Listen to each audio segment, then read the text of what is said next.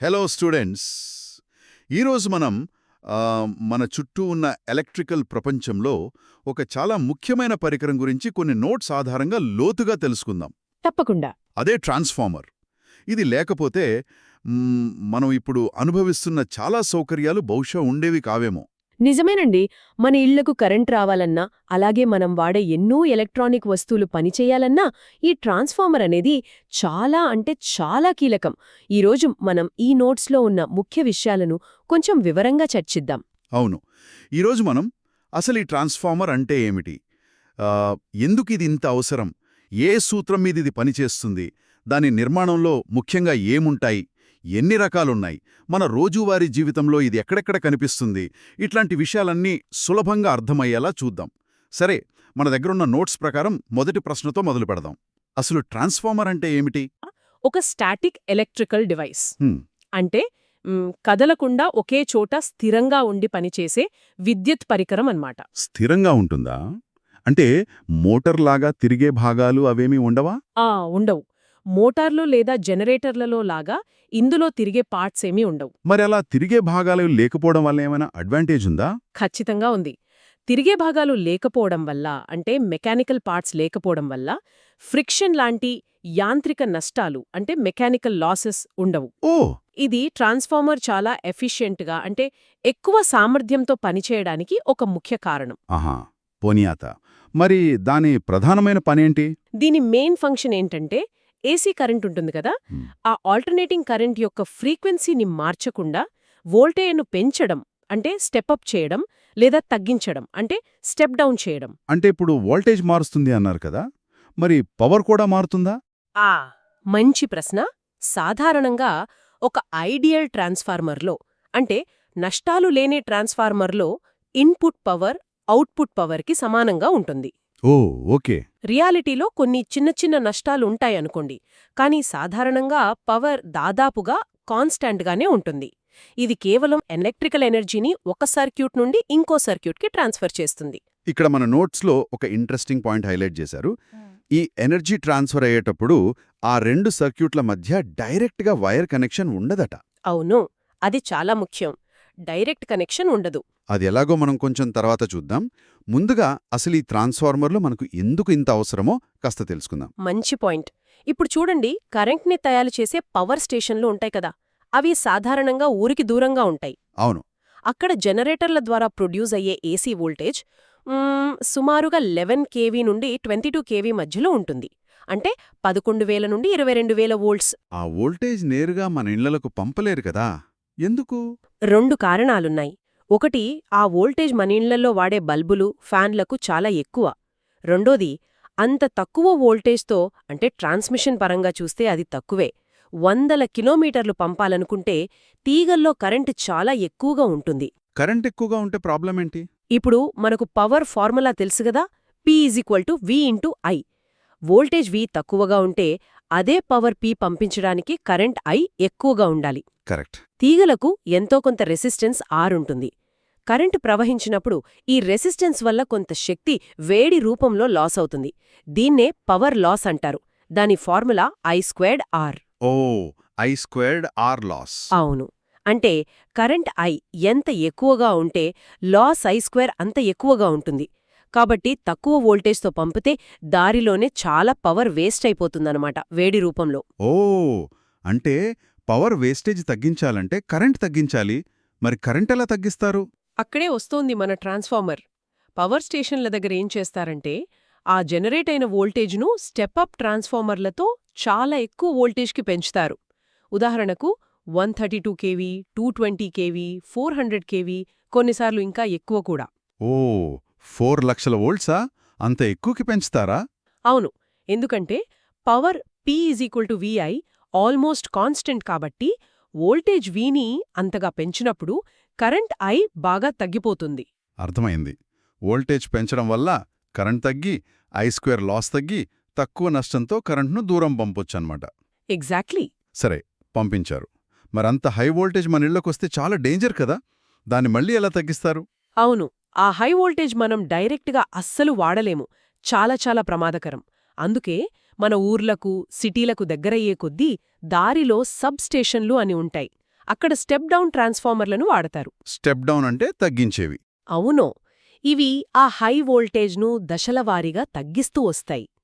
చివరిగా మన వీధి చివరగాని మన అపార్ట్మెంట్ దగ్గరగాని ఒక పెద్ద బూడిదరంగు పెట్టెలాంటిది కనిపిస్తుంది చూడండి. కనిపిస్తుంది. కరెంటు పోయినప్పుడు దాని దగ్గర ఏదో రిపేర్ చేస్తుంటారు కదా. అవును, అదే డిస్ట్రిబ్యూషన్ ట్రాన్స్ఫార్మర్. అదేం చేస్తుందంటే అప్పటికీ ఇంకా కొంచెం ఎక్కువగా ఉన్న వోల్టేజ్ను మన ఇళ్లకి అవసరమైన సేఫ్ వోల్టేజ్కి తగ్గిస్తుంది. అంటే సింగిల్ ఫేజ్ అయితే 240 వోల్ట్స్, 3 ఫేజ్ అయితే 415 వోల్ట్స్కి. ఓ, అయితే అది చాలా ఇంపార్టెంట్ అన్నమాట. ఆ డిస్ట్రిబ్యూషన్ ట్రాన్స్ఫార్మర్ లేకపోతే మన ఇంట్లో లైట్లు వెలగవు. అంతే. కాబట్టి పవర్ స్టేషన్ నుండి మన ఇంటికి కరెంట్ రావాలంటే వోల్టేజ్ను పెంచడానికి స్టెప్ అప్, మళ్లీ తగ్గించడానికి స్టెప్ డౌన్ ట్రాన్స్ఫార్మర్లు కంపల్సరీ. సరే, ఇప్పుడు ఆ ఇంట్రెస్టింగ్ పాయింట్కొద్దాం. వైర్ కనెక్షన్ లేకుండా పవర్ ఎలా ట్రాన్స్ఫర్ అవుతుంది? ఇది ఏ ప్రిన్సిపల్ మీద పనిచేస్తుంది? మన నోట్స్లో ఏం చెప్పారు? ఇది పనిచేసే basic principle scientist Michael Faraday కనుక్కున్న ఎలక్ట్రోమాగ్నెటిక్ ఇండక్షన్. ప్రత్యేకంగా చెప్పాలంటే మ్యూచువల్ ఇండక్షన్ అని సూత్రం. మ్యూచువల్ ఇండక్షన్ అదంటే ఏంటి? సింపుల్గా చెప్పాలంటే ఒక తీగ చుట్ట కాయిల్ దగ్గర మారుతూ ఉండే మ్యాగ్నెటిక్ ఫీల్డ్ ఉంటే, అంటే అయస్కాంత క్షేత్రం మారితే ఆ తీగ చుట్టలో వోల్టేజ్ లేదా ఈఎంఎఫ్ పుడుతుంది. అదే ఇండ్యూస్ అవడం అంటారు. ఓకే, దీన్ని ట్రాన్స్ఫార్మర్కి ఎలా అప్లై చేస్తారు? ట్రాన్స్ఫార్మర్లో మనం ఇందాక అనుకున్నట్లు ప్రధానంగా 2 వేరువేరు వైండింగ్స్ ఉంటాయి. ఒకటి ప్రైమరీ వైండింగ్, దీనికి మనం ఏసీ పవర్ సప్లై ఇస్తాం, ఇన్పుట్. 2 సెకండరీ వైండింగ్, దీని నుంచి మనం పవర్ తీసుకుంటాం, అవుట్పుట్. 2 సెకండరీ వైండింగ్, ఈ రెండిటి మధ్య డైరెక్ట్ ఎలక్ట్రికల్ కనెక్షన్ ఉండదు. మరి రెండూ ఎలా లింక్ అవుతాయి? ఈ 2 వైండింగ్స్ని ఒక కోర్ మీద చుడతారు. ఈ కోర్ అనేదే సాధారణంగా మంచి మ్యాగ్నెటిక్ మెటీరియల్, అంటే సాఫ్ట్ ఐరన్ లాంటిదాంతో చేస్తారు. మనం ప్రైమరీ వైండింగ్కి ఏసీ వోల్టేజ్ ఇచ్చినప్పుడు ఏసీ కరెంట్ కదా, అది మారుతూ ఉంటుంది. అవును. దానివల్ల ఆ ప్రైమరీ వైండింగ్ చుట్టూ ఆ కోర్ లోపల ఒక మారుతున్న మ్యాగ్నెటిక్ ఫ్లక్స్, అంటే ఆల్టర్నేటింగ్ మ్యాగ్నెటిక్ ఫ్లక్స్ క్రియేట్ అవుతుంది. ఓకే, ప్రైమరీ వల్ల కోర్లో మ్యాగ్నెటిక్ ఫ్లక్స్ మారింది. తర్వాత ఆ కోర్ ఏం చేస్తుందంటే ఈ మ్యాగ్నెటిక్ ఫ్లక్స్ని తన ద్వారా తీసుకెళ్లి సెకండరీ వైండింగ్కి కూడా లింక్ చేస్తుంది. అంటే ఇప్పుడు సెకండరీ వైండింగ్ కూడా ఈ మారుతున్న మ్యాగ్నెటిక్ ఫ్లక్స్ ప్రభావంలోకి వస్తోంది. ఫారడే సూత్రం ప్రకారం మారుతున్న మ్యాగ్నెటిక్ ఫ్లక్స్ ఒక కాయిల్ని కట్ చేస్తే అందులో వోల్టేజ్ ఇండ్యూస్ అవుతుంది కదా. అలాగే ఇక్కడ సెకండరీ వైండింగ్లో కూడా ఒక ఏసీ వోల్టేజ్ ఈఎంఎఫ్ ఇండ్యూస్ అవుతుంది. అద్భుతం. అంటే ప్రైమరీలో కరెంటు కోర్ ద్వారా మ్యాగ్నెటిక్ ఫీల్డ్ని పంపి సెకండరీలో వోల్టేజ్ని పుట్టిస్తుంది, మధ్యలో వైర్ కలవకుండానే. ఇదేనా మ్యూచువల్ ఇండక్షన్? సరిగ్గా చెప్పారు. పవర్ అనేది మ్యాగ్నెటిక్ ఫీల్డ్ రూపంలో ఒక వైండింగ్ నుండి ఇంకోదానికి ట్రాన్స్ఫర్ అవుతుంది. ఇక్కడొకటి గుర్తుపెట్టుకోవాలి, ఇది కేవలం ఏసీతోనే పనిచేస్తుంది. ఓ, డీసీతో పనిచేయదా? ఎందుకు? ఎందుకంటే డీసీ కరెంటు స్థిరంగా ఉంటుంది, దానివల్ల వచ్చే మ్యాగ్నెటిక్ ఫీల్డ్ కూడా స్థిరంగా ఉంటుంది, మారదు. సెకండరీలో వోల్టేజ్ ఇండ్యూస్ అవ్వాలంటే మ్యాగ్నెటిక్ ఫ్లక్స్ మారాలి. అందుకే ట్రాన్స్ఫార్మర్ డీసీ మీద పనిచేయదు. రైట్. అది చాలా ఇంపార్టెంట్ పాయింట్. సరే, దీని నిర్మాణం గురించి మన నోట్స్లో ఉన్న బేసిక్స్ చూద్దాం. మెయిన్ పార్ట్స్ ఏంటి? మెయిన్గా 2 పార్ట్స్, ఒకటి కోర్, 2 వైండింగ్స్. కోర్ గురించి కొంచెం చెప్పండి. దేంతో చేస్తారు అన్నారు? సాఫ్ట్ ఐరన్తోనా? అవును, సాధారణంగా సాఫ్ట్ ఐరన్ లేదా సిలికాన్ స్టీల్తో చేస్తారు. ఇదెందుకంటే మ్యాగ్నెటిక్ ఫ్లక్స్ ఈజీగా దీని ద్వారా వెళ్ళాలి, అంటే లో రిలక్టెన్స్ పాత్ ఇవ్వాలి. సిలికాన్ స్టీల్ ఎందుకు? సిలికాన్ కలపడం వల్ల హిస్టెరిసిస్ లాసెస్ తగ్గుతాయి. ఏసీ వల్ల మ్యాగ్నెటిక్ ఫీల్డ్ డైరెక్షన్ కంటిన్యూస్గా మారుతూ ఉంటుంది కదా. అవును. అలా మారినప్పుడల్లా కోర్ మెటీరియల్లో కొంత ఎనర్జీ వేడి రూపంలో లాస్ అవుతుంది. దాన్నే హిస్టెరిసిస్ లాస్ అంటారు. సిలికాన్ స్టీల్ వాడితే ఈ లాస్ తగ్గుతుంది. ఓకే, ఇంకో విషయం, ఈ కోర్ని ఒకే మొక్కలా కాకుండా సన్నటి రేకులుగా చేసి అతికిస్తారనుంది కదా నోట్స్లో. లామినేషన్స్ అంటారు. ఎందుకలా చేస్తారు? ఇది కూడా చాలా ఇంపార్టెంట్. ఇప్పుడు కోర్లో మారుతున్న మ్యాగ్నెటిక్ ఫ్లక్స్ ఉంది కదా. ఉంది. ఆ ఫ్లక్స్ వల్ల కోర్ మెటీరియల్లోనే చిన్న చిన్న వోల్టేజెస్ ఇండ్యూస్ అయిపోయి వాటి వల్ల లోకల్గా కరెంట్స్ తిరుగుతుంటాయి, సుడులులాగా. వీటినే ఎడ్డీ కరెంట్స్ అంటారు. Eddy currents. ఓ. ఇవి కూడా మనకు అవసరం లేని కరెంట్స్. ఇవి కూడా ఐ² లాస్ లాగే పవర్ని వేడి రూపంలో వేస్ట్ చేస్తాయి. వీటిని ఎడ్డీ కరెంట్ లాసెస్ అంటారు. మరి ఈ లామినేషన్స్ వల్ల ఆ లాస్ ఎలా తగ్గుతుంది? కోర్ని ఒకే సాలిడ్ బ్లాక్ లా కాకుండా చాలా పల్చని షీట్స్గా లామినేషన్స్ కట్ చేసి ప్రతి షీట్కి మధ్యలో ఒక ఇన్సులేటింగ్ వార్నిష్ లాంటిది పూసి ఒకదానిమీద ఒకటి పేర్చి కోర్ని తయారుచేస్తారు. ఓ, అలా చేయడం వల్ల అలా చేయడం వల్ల ఆ ఎడ్డీ కరెంట్స్ ప్రవహించడానికి పెద్ద క్లోజ్డ్ పాత్ ఉండదు. ప్రతి లామినేషన్ చాలా పల్చగా ఉండటం వల్ల రెసిస్టెన్స్ ఎక్కువై ఎడ్డీ కరెంట్స్ బాగా తగ్గిపోతాయి. దాంతో ఎడ్డీ కరెంట్ లాసెస్ కూడా బాగా తగ్గుతాయి. పతాని. అది కోర్ విషయం. మరి వైండింగ్స్? వైండింగ్స్ అంటే కరెంట్ ఫ్లో అయ్యే తీగ చుట్టలు. ఇవి సాధారణంగా మంచి కండక్టర్ అయిన కాపర్, రాగితో చేస్తారు. కాస్ట్ తగ్గించడానికి కొన్నిసార్లు అల్యూమినియం కూడా వాడతారు. ఈ తీగలకి పైన ఎనామెల్ లాంటి ఇన్సులేషన్ కోటింగ్ ఉంటుంది. Okay. Primary winding, secondary winding అనేవి ఈ కాపర్ వైర్ చుట్టలే. వీటిని కోర్ మీద జాగ్రత్తగా చుడతారు. ఇందాక వోల్టేజ్ని పెంచడం తగ్గించడం అన్నారు. అది ఎలా డిసైడ్ అవుతుంది? ఈ వైండింగ్స్లోని చుట్టల సంఖ్య, నంబర్ ఆఫ్ టర్న్స్కి వోల్టేజ్కి ఏమైనా రిలేషన్ ఉందా? ఖచ్చితంగా ఉంది. అదే ట్రాన్స్ఫార్మర్ వర్కింగ్లో కీ పాయింట్. ఒక ఐడియల్ ట్రాన్స్ఫార్మర్లో primary voltage V1, secondary voltage V2 ratio primary turns N1, secondary turns N2 రేషియోకి ఈక్వల్గా ఉంటుంది. అంటే V2V1 N2N1.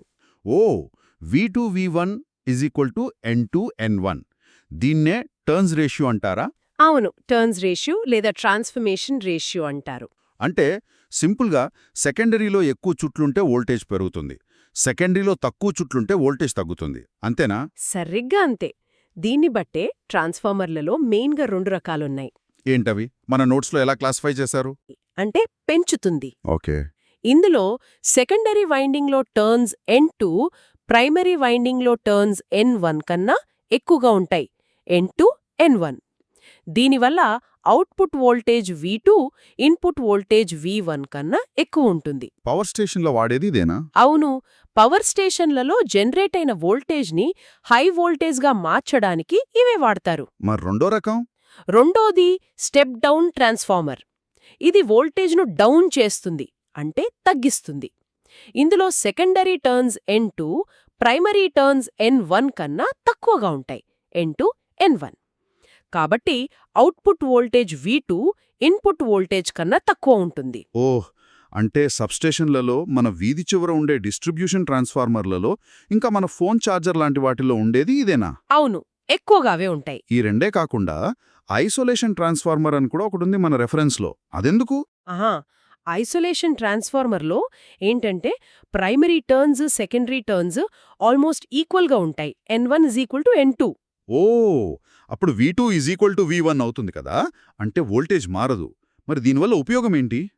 దీని మెయిన్ పర్పస్ ఐసోలేషన్, అంటే వేరు చేయడం. ఇది ప్రైమరీ సర్క్యూట్ని, సెకండరీ సర్క్యూట్ని ఎలక్ట్రికల్గా కంప్లీట్గా వేరు చేస్తుంది. డైరెక్ట్ కనెక్షన్ లేదు గదా. అవును. దీనివల్ల ప్రైమరీ సైడ్ ఏదైనా షాక్ లాంటి ప్రాబ్లం వచ్చినా అది సెకండరీ సైడ్కి పాస్ అవ్వకుండా సేఫ్టీ ఇస్తుంది. కొన్ని సెన్సిటివ్ మెడికల్ ఎక్విప్మెంట్స్లో, ల్యాబ్స్లో, టెస్టింగ్ ఎక్విప్మెంట్స్లో దీని సేఫ్టీ కోసం వాడతారు. నాయిస్ని తగ్గించడానికి కూడా హెల్ప్ అవుతుంది. ఓకే. ఇవి కాకుండా ఇంకా వేరే రకాలు కూడా ఉంటాయా? ఉంటాయండి. వాడే అప్లికేషన్ని బట్టి, కోర్ మెటీరియల్ని బట్టి, ఫేజుల సంఖ్యను బట్టి సింగిల్ ఫేజ్, 3 ఫేజ్ ఇలా చాలా రకాలుగా చెప్పొచ్చు. ఉదాహరణకు కరెంట్, వోల్టేజ్ కొలవడానికి వాడే CT, PTలు ఇన్స్ట్రుమెంట్ ట్రాన్స్ఫార్మర్స్, ఆడియో సిగ్నల్స్ కోసం వాడే ఆడియో ట్రాన్స్ఫార్మర్స్, ఇలా చాలా ఉన్నాయి. పద్దై. ఇప్పుడు మన చుట్టూ డైలీ లైఫ్లో ఇవి ఇంకా ఎక్కడెక్కడ కల్పిస్తాయి? కొన్ని ఎగ్జాంపుల్స్ చెప్పగలరా? మన నోట్స్లో కొన్నున్నాయి. షూర్. మనం రోజూ వాడే మొబైల్ ఫోన్ ఛార్జర్ ఉంది కదా, లేదా ల్యాప్టాప్ అడాప్టర్. దాని లోపల ఒక చిన్న స్టెప్ డౌన్ ట్రాన్స్ఫార్మర్, లేదా ఇప్పుడు వచ్చే వాటిలో SMPSలో ఒక భాగం ఉంటుంది. అది మన ఇంట్లో ప్లగ్ పాయింట్ నుంచి వచ్చే 240 వోల్ట్ ఏసీని మన ఫోన్కి కావలసిన తక్కువ వోల్టేజ్ డీసీగా మార్చే ప్రాసెస్లో హెల్ప్ చేస్తుంది. ఓ, అంటే ఛార్జర్లో కూడా ట్రాన్స్ఫార్మర్ ఉంటుందన్నమాట.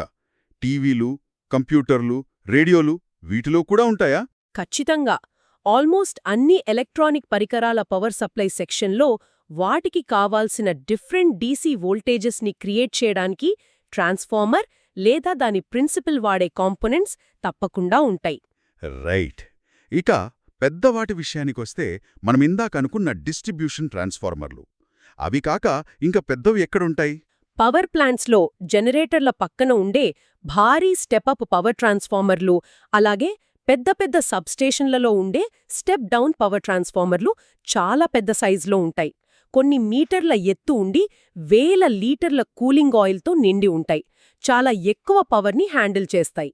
ఇంత వైడ్గా ఇన్ని ఇంపార్టెంట్ పనులకు వాడుతున్నారంటే ఇవి చాలా ఎఫిషియెంట్గా పనిచేస్తాయని అర్థమవుతుంది. మన దగ్గరున్న ఒక నోట్ ప్రకారం వీటి ఎఫిషియన్సీ ఎంత ఉంటుంది? అవును, మీరు కరెక్ట్గా పాయింటౌట్ చేశారు. ట్రాన్స్ఫార్మర్లు ఎలక్ట్రికల్ మెషీన్స్లోకెల్లా చాలా హై ఎఫిషియన్సీ ఉన్నవాటిలో ఒకటి. ఎందుకు అంత ఎఫిషియన్సీ? మెయిన్ రీజన్ ఇందాకనుకున్నట్టు రొటేటింగ్ పాత్స్ లేకపోవడం. దానివల్ల మెకానికల్ లాసెస్ ఉండవు. ఉండేవి ప్రధానంగా రెండే losses: core losses, hysteresis plus eddy currents, winding losses. Copper wire resistance వల్ల వచ్చే I²R లాస్, దీన్నే కాపర్ లాస్ అంటారు. ఈ లాసెస్ కూడా తక్కువే ఉంటాయా?